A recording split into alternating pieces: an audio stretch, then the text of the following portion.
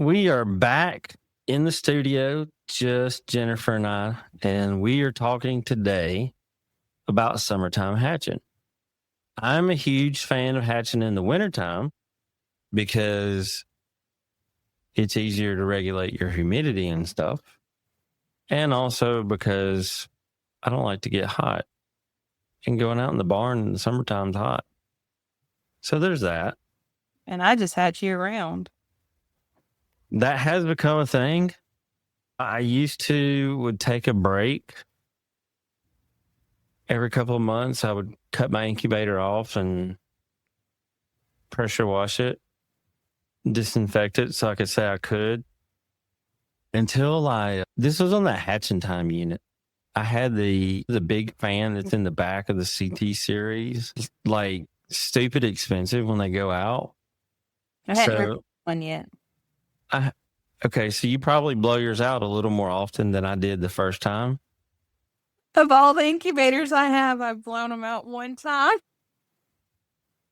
Well, you also have a separate hatcher. I do. Okay, so that does make a difference. Okay, at the time, I had this thing running like I had something hatching every weekend in it while other eggs were in it turning. And I mean, it was going for 5 or 6 months, maybe a little longer. And it just sounded like a jet engine one night. And my wife says, I don't know what that is, but you got to make it stop. It's a little cruddy. I say that because, they get a little cruddy. One of the most important things about incubating, which I will be the first to admit, when you let Mother Nature do it, that is the best. Because I don't know why, but you let a broody hen sit on some eggs and she's going to hatch out 98% of them, no matter what the weather does outside, no matter what the humidity does. But when you take control, it's got to be like a science. And airflow is very important.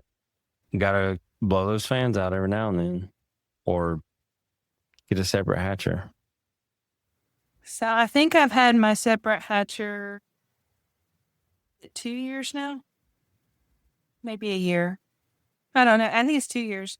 And I finally decided I had nothing hatching in it for 2 days. And I was like, I'm going to clean this thing. It's nappy. So I rolled it out into the main of the barn with the big doors open. And I used the blower to blow all the dust out of it. And then looked at the fan and I was like, ooh, that's pretty bad. Let me tell you a little trick. The fans on the back of those things, they come right off. You don't have to unscrew anything. So we learned that the hard way and messed up some rivets. So you can just pull it and it will actually come right off. And then you can clean it fairly easily. But yeah, they need to be cleaned a little bit every so often because I think that was the first time mine had been turned off since I got it. Yeah, I would highly recommend you do as we say, not as we do, because I had to replace my fan and it was about $100. So now I have an air compressor and I give it a little psst. Yeah, I have a Ryobi rechargeable blower who blow the barn out, and I just happen to use that and blow out the incubators in the hatcher with it. That sounds like a really good idea. It's on wheels. Everything's on wheels in my barn, so just roll it out to the door and blow it out. So when I got my hatcher a few months ago, did I buy that for Christmas? Yep, we did. Yeah, I bought that for me for Christmas. Like, it was really cool. You take it out of the box and, there's wheels. I think Tamara got that for you for Christmas. You better give her credit for that. Yeah, that's right. Listen. I told her about it too. Yeah. But like having that on wheels is really nice. So one project that I thought about, I have several GQF 1502s. And what I thought about doing is stacking them on top of each other and getting one of those furniture dollies from Harbor Freight and setting the bottom one on that so I can roll them out too. But them things, I swear, you should only incubate in them. Hatching them is rough. It is. We're not here to talk about cleaning incubators. Mm. We're actually here. We've done incubating shows before.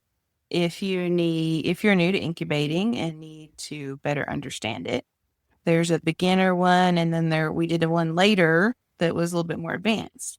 So this one, we thought we would do transitioning from incubating in wintertime versus spring and summertime because there are pretty significant differences.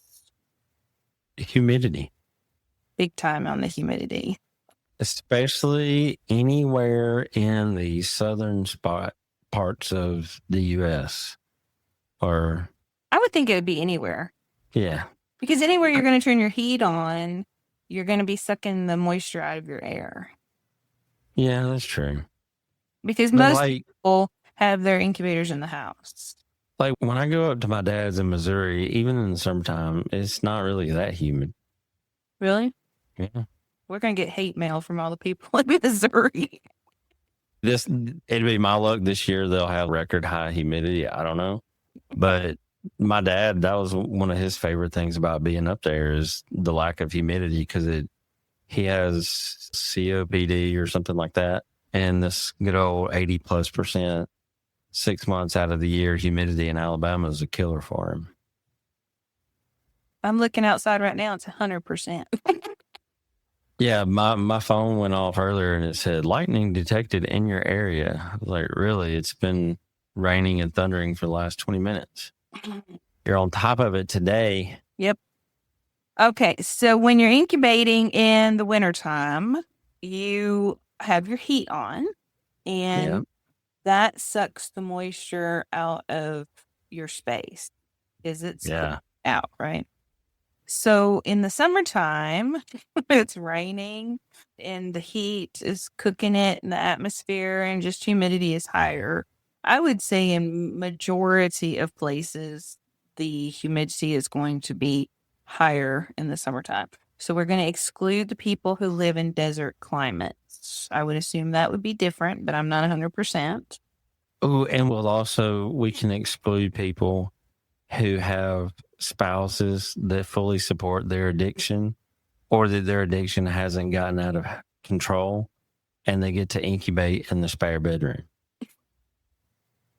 Because in your spare bedroom, the humidity and all is what it is in your house. In summertime, you got the air conditioning on. Wintertime, you got the heat on. It's great. I got away with incubating in my living room for a while. I started out incubating in the spare room too. Used to sit in there and candle them like 47 times to see what was going on. That's how you learn, right? Yeah, people are like, "Have you candled them yet? Have you?" I'm like, "No, I don't. I don't even have a. Oh my god, I need a candler. I don't have one." So I get on Amazon and I'm like, "Which one do I get? This one's rechargeable. I like that. I don't have to keep up with batteries. Ooh, this one's AA." And so there's so many different options.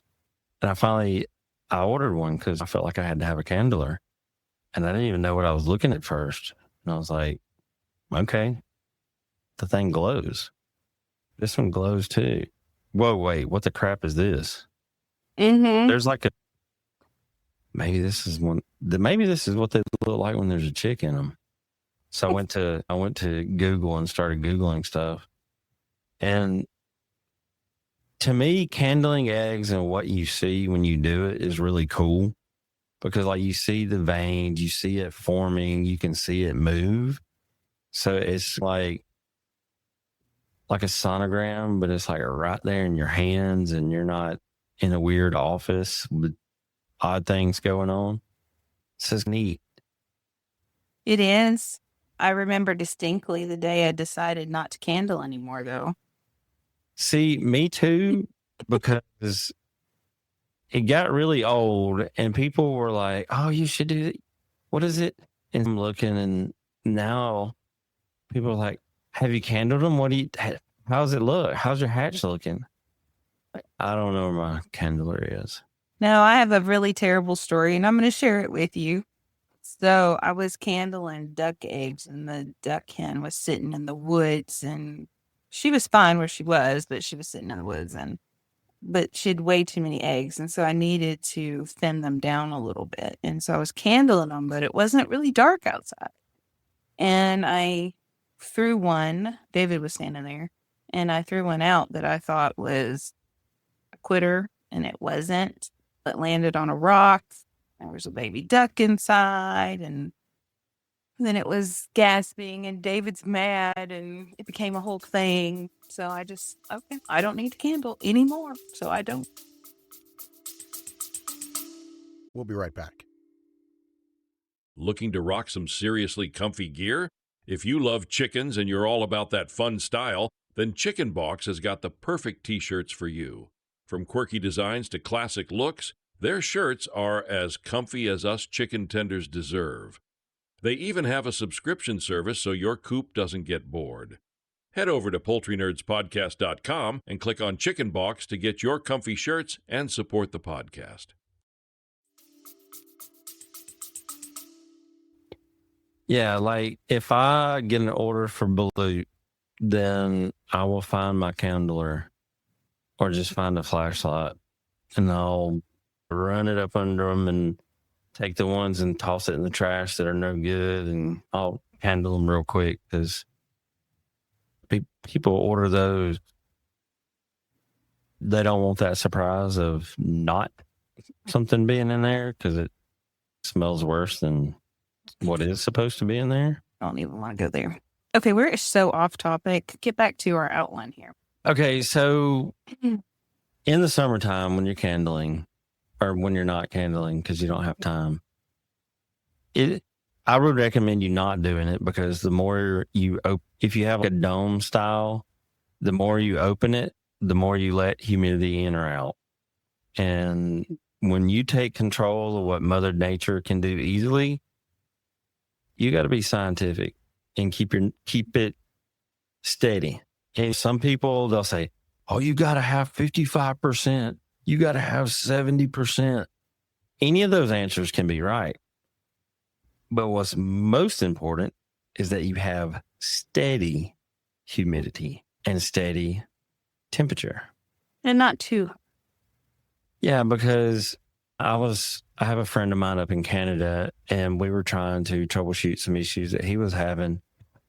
He bought I always mess up how you say it. I think it's Brenzia. Is that right? Okay. So that's one of the better quality, like tabletop clear dome incubators. And he bought one of those because he had that good old solid NR 360 and used it for a couple years and had two of them, and one died. Somebody talked him into buying a Brenzia. The Brenzia had a higher capacity and all that. But now he's having problems where the feet are messed up. The toes are crooked. And when a mutual friend talked to me about it, he was like, more about incubating than I do. So this is what's going on. I said, I'm going to tell you, there can only be two things. He said, oh, I figured it'd be more than that. I said, no. It's 95% of the time, one of two things. He said, what? I said, either your genetics are garbage or your humidity is stupid high. And he was like, he's been using the same breeder birds for about 5 years. And I said, what is he feeding them? He said, the same thing, because he makes his own feed. I said, okay. So it's a problem with the incubator. And we're talking, and I see he sends me video, and they have it setting on one of those foldable table chairs, stand thingies that you use to eat supper in the living room. Everybody has them. They might not use them all the time, but most people have them. But he had it sitting on that. And in the video, I could see through the bathroom, window raised up. And then I see like their bed and another window up.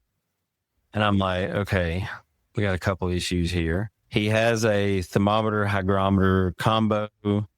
I'm like, okay, set that on the table by the incubator and send me a picture in 30 minutes after you set it there. So he does.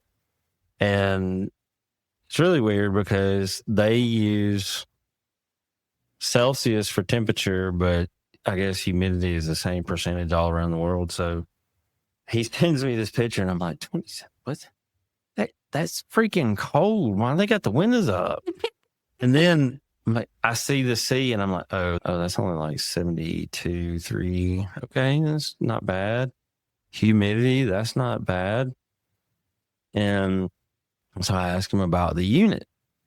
And the instructions on those things are really horrible. They should be written by a bird person, not by a junior scientist or something. But there's fill up this until lockdown and then fill this and don't touch it. And he was at day one of his lockdown and his humidity was like 70%. I said, dude, there's your problem. He said, what do you mean? It's always been like 70% before I take them out. I said, yes. But ideally, it'll be closer to 50 until they start pipping. 50, 55. When the first one pops, from then on, you're going to see it shoot up. But if it's 70 before that first one pops, man, there's going to be so much humidity in there. That's why your toes are having problems.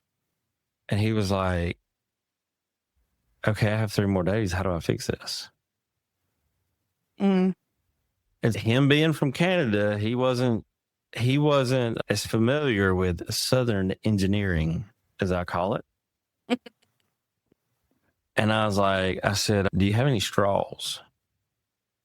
He said, straw. I said, yep. I need 2 straws. 3 would be even better. And so he goes and gets those. And they have the vent that you open in the top. So open the vent all the way, stick a straw in it, like squish it, whatever, stick it in there. Boom, get that done. Now I need you to slightly lift up the side and slide the straw in, and then slide the other straw in. He's okay. Why? I said, because we need to get some of that crap out. And so I get him to blow air into one of the straws that goes into the side. And his wife is, oh my God, this is crazy. This is crazy. She's freaking out. And this happens. And the humidity, I get him to blow on it a few times and then pull those 2 straws, but leave the one that's sticking out the top. And I told him to get like a big blanket or towel or something and just wrap around the dome and where your straw's coming up. And he said about 2 hours later, the humidity was like 48 or 49. I was like, all right, leave it there.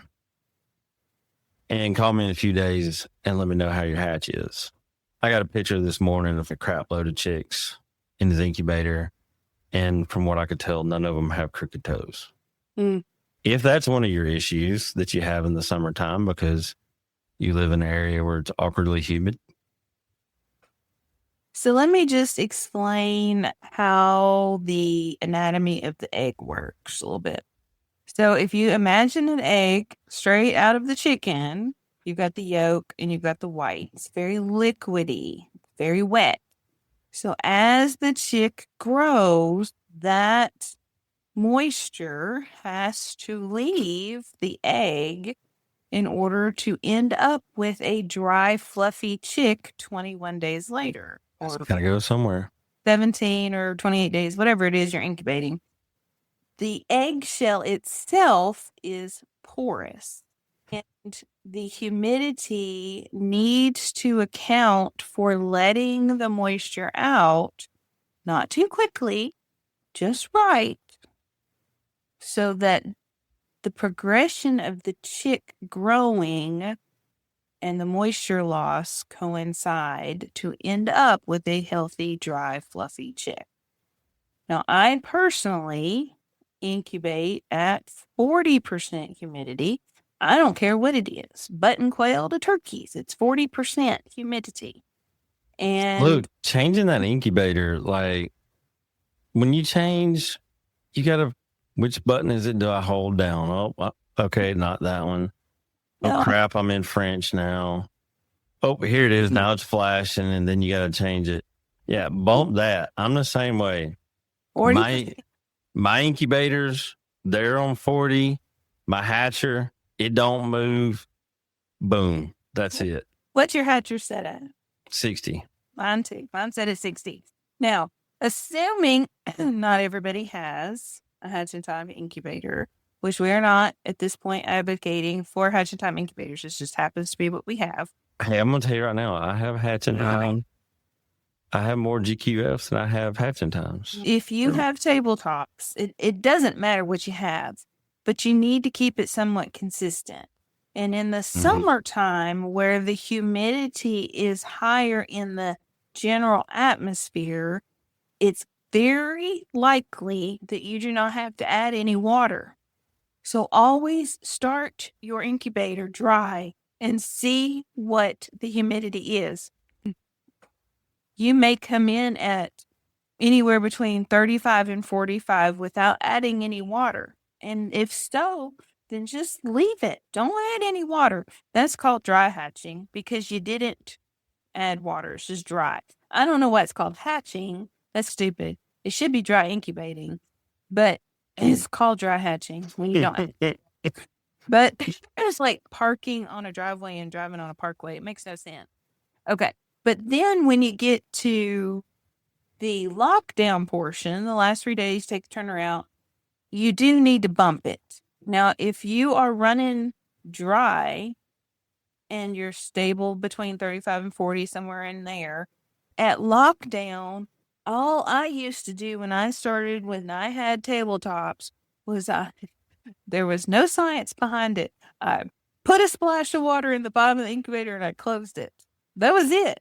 I didn't do anything more. If I had to guess right now, for those who need a precise amount of liquid that I put in there, I would go with 3 tablespoons. Maybe. And then I would just close it. Now, those incubators, those were the old, I think they do sell them still, but I'm not sure. They're yellow and they tell you to keep them in the styrofoam, their box. That's what I Oh started yeah, with. like there's a couple different brands that make them. They're And yellow and they're yellow on the blue. front. Yeah. That's what I started with. And so I just put a splash of water in the bottom of it and close it. And there's no vents on those things. And after they were all hatched, which if you pop the top like just a little at eye level, you can look in there. Okay, yeah, they're mostly hatched. And then I have little reader glasses laying all over the house. And I would just stick the earpiece of the reader glasses in the corner to prop the lid a little bit to let the humidity so the chicks can dry and fluff. So now understanding how humidity works with the egg, hopefully that will help you out a little bit better moving into the higher humidity season to incubate. Like this time of year where it's more humid, I've dry hatched and they were a little wet. They incubated dry. I didn't put any water in there because I couldn't find the tube for the little water thingy. But I wanted to incubate those eggs. You got to raise it at hatch, right? So my wife has a water bottle that she uses to spray her hair with. Pop the lid, squirt, squirt, the lid back down. Oh, a squirt bottle. I don't even know what. I mean, one of the ones that I got that somebody sent, I can't remember what company it was, about a year or so ago, it came with a squirt bottle. Yeah. And I was like, and we did that interview with Ty not too long ago about doing the ducks, remember? And he said he sprays those ducks till they're like dripping wet. yeah. But so when I got a brand new in the box incubator with a spray bottle, that just validated my redneck ingenuity of using my wife's squirt bottle. And so I was amazed. But people there are some people that are diehard dry hatch. You need to dry hatch. And if you live in a climate where, the room humidity is 40-ish% steadily, go for it. You don't need water. Yeah, you don't. You just need a splash at the end is all you need. Because when they pip, that means they're coming through that membrane and they're breathing the air in the air cell. That's why it's called an air cell.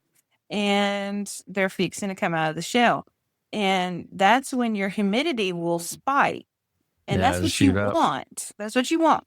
Now, if you've got it set at 70 and it spikes to 80 something, I see people say, that's a rainforest. So just think about it. If you were in a sauna and you were trying to dry off, it's a moot point. There's no way to dry off.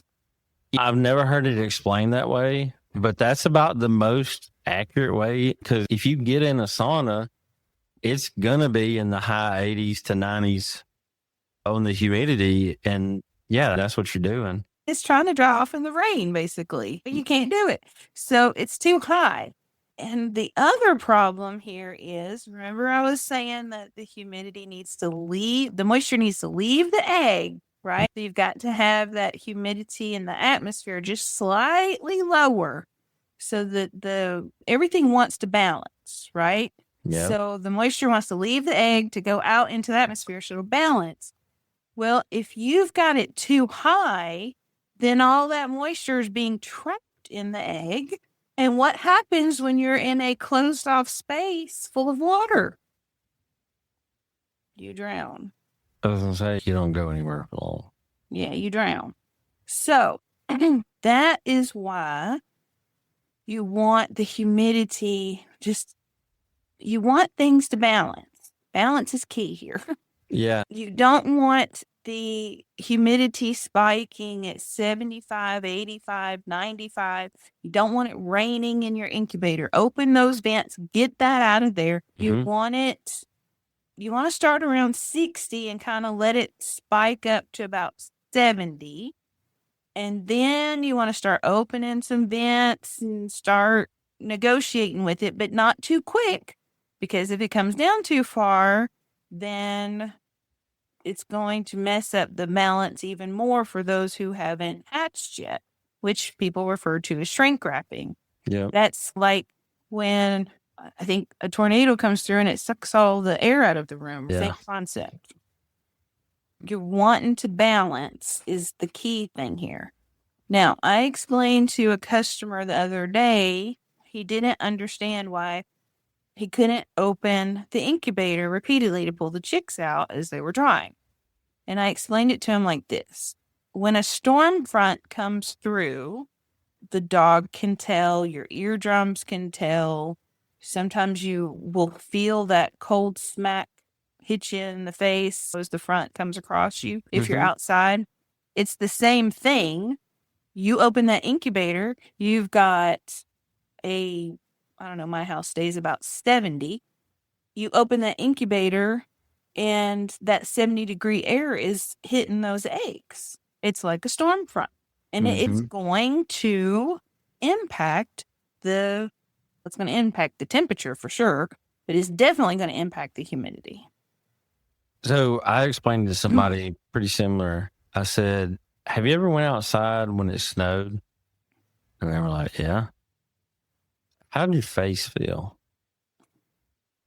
That's what happens every time you open an incubator, because it's a drastic change in temperature, and it just, and some of them, if they're, if you're having hatchability problems and you're taking chicks out when they're still wet and opening that door and candling a whole lot, it might be the answer to your hatchability problems is to leave the door shut. All right. I think we have explained how it works. You want to talk about some of the things we're seeing on social media? Yes. Him one that I saw, and he's like, why didn't you see me? So we have seen some pretty interesting ones here lately. This one took the cake, though. Let's go ahead and share your story. Okay. Hang on. I got to say this. If you are the person that did this, we are not going to reveal whom you are I don't even know. or what Facebook group this was in. So if you call us out, you're admitting to it yourself. Yeah, We are trying to protect your identity. Yep, this is. Boom, there you go. No, I don't even know what group I was in. I don't know a name. I don't know anything. This is not a follower. This is just me scrolling Facebook. Okay. So she was 3 days before hatch and realized her humidity had been too high because her hygrometer wasn't working and wanted to know about creating an air hole to relieve some of the moisture. Now Like that drilling a hole in the side of the incubator? in the shell. But that in and itself was like, okay, this is a new person. Okay, we're going to explain to them. So I go to the comments. The comments, whew. Okay, so the consensus of the group in the comment section was to take a small diameter screw and go through the shell, through the air cell, through the membrane, but stop before the chick because you don't want to hurt the chick. And then slowly back it back out in order to create airflow. Now, after I picked my jaw up off the wall. So, like, I'm just sitting here picturing, this is what I'm picturing. I'm picturing a chicken lady. It was chicken. She got a sheetrock screw that she got from her husband out of the junk drawer. Got her one of those yellow handled, like the old Craftsman screwdrivers, one of those. And her husband's holding a mag light over the top of it, trying to find an empty spot in the air socket pocket thing. And in a dark room. That's what I'm picturing. See, I didn't even put that much thought into it. I feel like there had to have been some kind of substance involved in making this decision. There was a little more to this story, but that won't be said on while the recording button is on. So anyway, after reading the commentary and picking my jaw up off the floor, the only thing I said was eggshells are porous and allow air exchange. Did you get attacked? My notifications don't work, so I wouldn't know if I did. So I don't know because I don't know where it was. But what you're saying is not only did one person have this idea. Oh, it was a consensus of the But group. like multiple people agreed that this was a great idea. Yes. Mm-hmm. Yeah. So if I wasn't exhausted from what all I did this past weekend, I would scour the interwebs and I would find that post because I feel like that post is comedy gold. And Yeah. I will say this, if any of our wonderful, faithful listeners out there, if they saw that post and they remember where it is, I'm at Carey Blackman, Carey. Just tag me in it. Okay. So if you found yourself in her scenario where you discovered that the humidity had been too high, but you candled and the chick is still viable, there is an answer that does not require surgery. Just let some of it out of the incubator. You're definitely going to do that anyway. But you just simply hatch upright because the chick is going to go up into the air cell. It doesn't matter if the air cell's on the side. If you lay the egg down, it's on the side, or if it's upright, it's going to go through the membrane into the air cell because that's how it's orientated inside the egg. So if you just simply set the egg, you can use lots of things. If you have a small incubator, which I'm assuming most people do, then just cut a toilet paper roll into a little cylinder and just set the egg in it inside of your incubator. That should fit inside a Naturite 360. And then the air shell will be at the top. The chick will come out through the top. The liquid's going to be down in the pointy end of the egg. Then it's going to eat it. And then the chick won't drown. So there is answers that don't require screws and surgery. Yeah. Like, I'm not overly confident that would work. And I'm going to also say that I don't think it would work at all. But I will say that hatching upright, if in doubt at any point, hatch upright. Because I'm going to tell you right now, I hatch all my buttons upright. Because I have dropped too many of those suckers trying to get them out of the thingies that I put them in. The rails. Thank you. And so I just pick up the whole rail and set it in the hatching basket. And they hatch just fine. It's not a problem. They will figure out how to get out of that shell. And if you forget and mess up your hatch days and they're still in the turner, they're going to hatch in there too. They do not care that you didn't take it and set it on its side. I promise you they do not care. So what I wish is that I have the same hatcher that you do. And I really wish that I could just take the tray out of the incubator and just set the sucker in the hatching box. It would be nice, wouldn't it?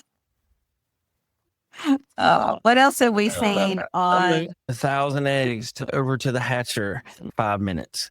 Have you watched the quail lady flip hers, the bob white? She just flips them out. Oh, speaking of that. What? That hatcher incubator that she has. Yeah. Is it rosewood? Yeah. I bought one. Big one? Oh, you gonna keep it? So You're gonna have to clean it up and tell us about it. Yeah, I'm really excited about it because if it didn't work, it's a beautiful piece, but it is fully functional. Oh, awesome. So I'm really excited about getting that and scared of what it's going to take to fill it up because this person used it primarily for quail and he said that he knows it'll hold 24,000. Holy mackerel. So that's for bob white people. I won't need another one. No, you won't. And it's got two walk-in rooms, and one he uses to hatch, and one he uses to incubate. And then I'll be able to do like the quail lady. I'll just take the thing, flip it. Flipping it. Yep. Yeah. Because seen anything else crazy? I mean, I have, but it wasn't really about incubating so much. I've seen some other stuff in some other groups, and I don't know. I'm not happy at a lot of groups, especially some of the larger ones, because you have so many people that know absolutely nothing about chickens. But when you actually try to help somebody, stop spreading those lies. But what do you mean? You're spreading lies and you need to stop. I'm going to report you to admin. Yeah, I quit on Facebook. I don't care. I said, Amprolium does block. That's science. That's a whole nother podcast. Yeah, that's another episode. But like but when you're using a tabletop and it's new, I would consider the instructions for one, because the manufacturer knows their incubator. And if they include a spray bottle, try it out at Hatch. It will help. And when you do go to Facebook for answers, close your browser, open another tab, and go to YouTube and search for the same thing. Or check the person's reputation out that you're receiving advice from, because there's probably more misinformation than accurate information in a lot of the groups on Facebook. Yeah, I agree. Info at poultrynerdpodcast.com. Yeah. We'll point you in the right direction. Subscribe and save. Review. Yeah, we like reviews. All that good stuff. Yeah. See y'all next week. Thank you for joining us this week. Before you go, be sure to subscribe to our podcast so you can receive new episodes right when they are released. And they're released every week. Feel free to email us at poultrynerds@gmail.com to share your thoughts about the show. Until next time, Poultry Pals, keep clucking, keep learning, and keep it exciting. This is Carrie signing off from Poultry Nerds. Feathers up, everyone.